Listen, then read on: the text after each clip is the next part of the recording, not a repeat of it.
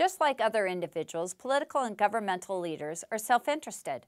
They also live in a world of scarcity and respond to incentives. Unlike people living in the private sector, however, government officials can legally use monetary and fiscal policies to change household and business incentives, design rules or regulations to change access to domestic and international markets, and create programs that alter behaviors across households and businesses. The use of force, any force, can push a growing economy into a tailspin.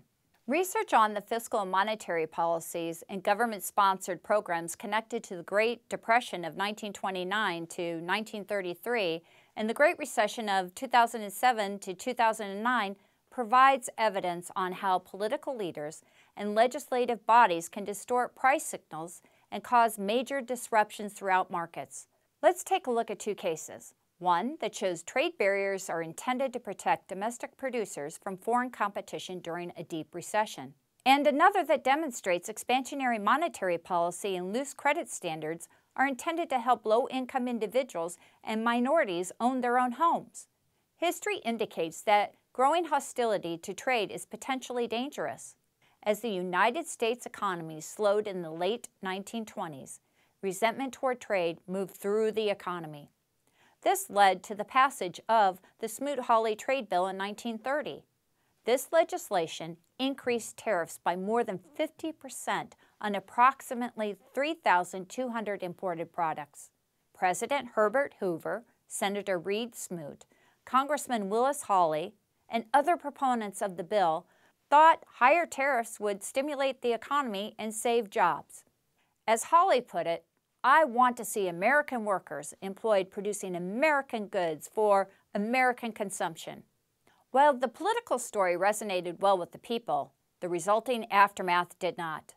The U.S. tariff hike angered trading partners. 60 countries responded with higher tariffs on U.S. exports. International trade plunged, and so did total output, or gross domestic product, and employment in the United States.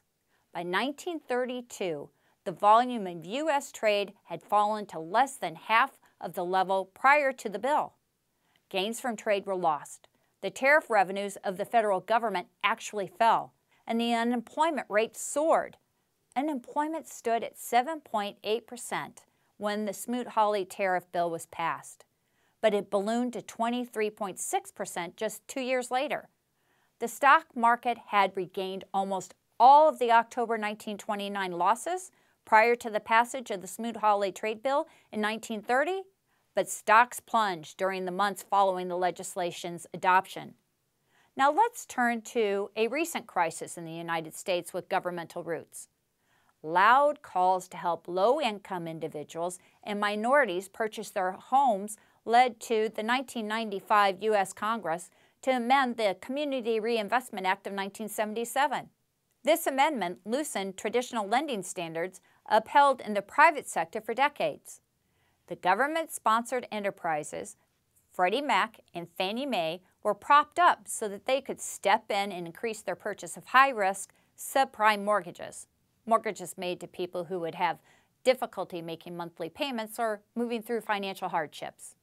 Private markets responded by creating credit default swaps.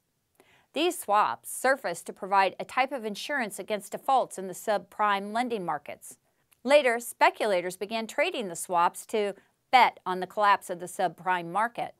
Due to a confluence of factors, the house of cards fell. Foreclosures and defaults escalated.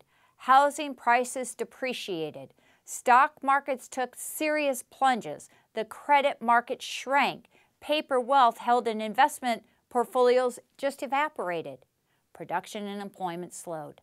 Consumption fell and investment inched along. In other words, the U.S. economy entered a recession in December of 2007. It did not emerge from this until June of 2009.